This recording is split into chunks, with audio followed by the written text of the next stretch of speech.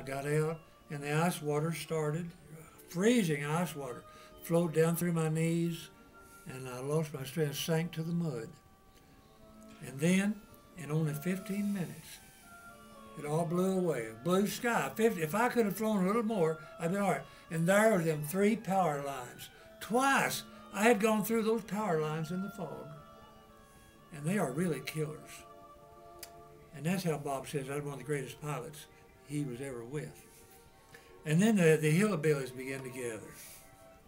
One man said, I knowed it was an airplane because I seen that fan up front. And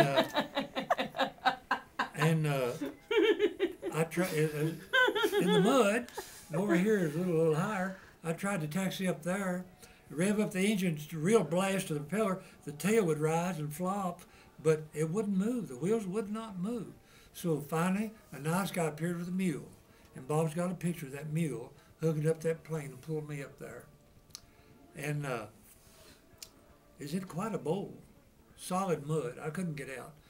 We had to walk a long way to the railroad, to a little stop, and damned if the conductor didn't stop the train and let us 3 boys get on and get back to Norton or somewhere.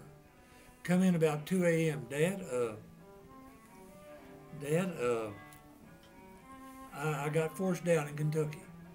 Where's the plane, son? It's over in somebody's field up at Kaler, Kentucky.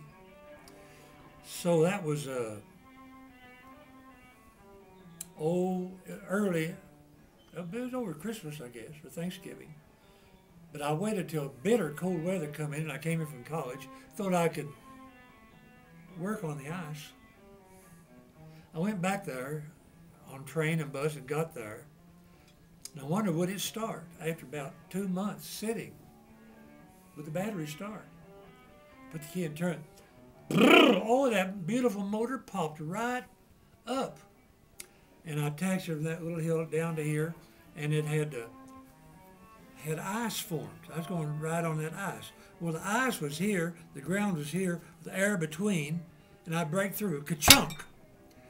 And it weighed about 50, 60, 1,700 pounds. I get out there, struggle to get it back up on the ice. Heavy, man. Taxi a little more, 3 feet, break through, ka-chunk. It's obvious I wasn't going to get out of there. And if I had got airborne, I don't know if I could have got out of that bowl. Well, tell the story about your father. So what happened? So, poor old Dad, I went back to college, disgraced, defeated, wiped out. Dad sent his man with a truck and a hacksaw. The closest to it was 7 miles. And they got that farmer with his mule, and Hawks, Dad's man Hawks, sawed up the airplane in pieces, and they hauled them piece by piece on that mule sled 7 miles to Dad's truck, and got it packed in the back of the truck with quilts and padding. Got started, but the nose was to the front of the truck, the body, and the tail out here. The tail pretty high. As they go through them little towns, the wires across, they go cut, cut, cut, cut, and as they went home that night, dark, dark, dark, dark, dark, dark, dark, dark. The lights would go out in the houses as they went through the towns. And got it back to Pennington. And then I was going to school at VPI. And there's a nice airport there. And Dad sent it up there and cost $1,600 to get that plane put back together. And he said, Gene, you will not fly that anymore. Because I'd almost died 5 times and Dad had had it with me.